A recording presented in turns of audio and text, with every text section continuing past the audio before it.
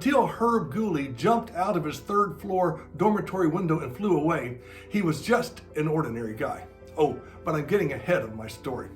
I first met Gooley my sophomore year in college when at Pete's Place, a diner just across the street from campus. I would have never noticed him except he dropped his tray and spilled mustard all over his white button-down shirt. Freshman, I thought.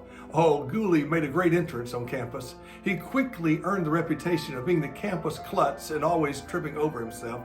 The biggest event happened in March of his freshman year. We were downtown and the crowd was gathered at Hinton's department store.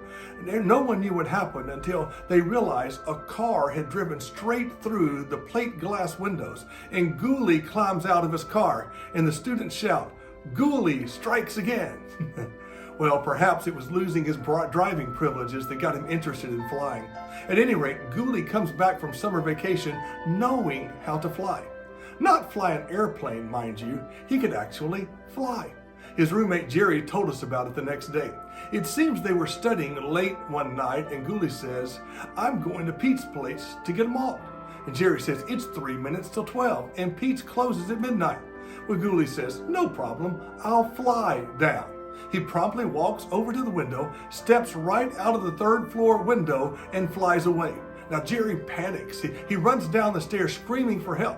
When they get outside, Gooley is nowhere to be found. Minutes later, they're all gathered in the room, and here comes Gooley, flies back into the window that is now filled with people. "Sure, I can fly. Watch, I'll show you." And out the window he goes again, and everyone is amazed that he could fly.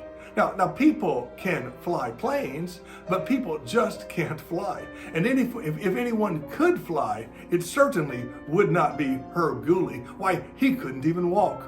In late night rap sessions, everybody talked about how he did it. The aviation classes were filled to capacity.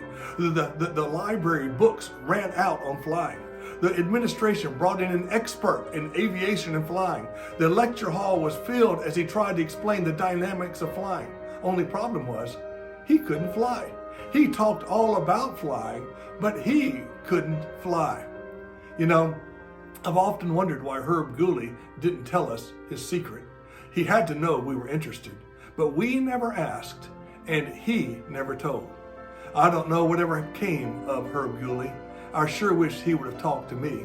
You see, he transferred that summer to a new university where they say everybody knows how to fly.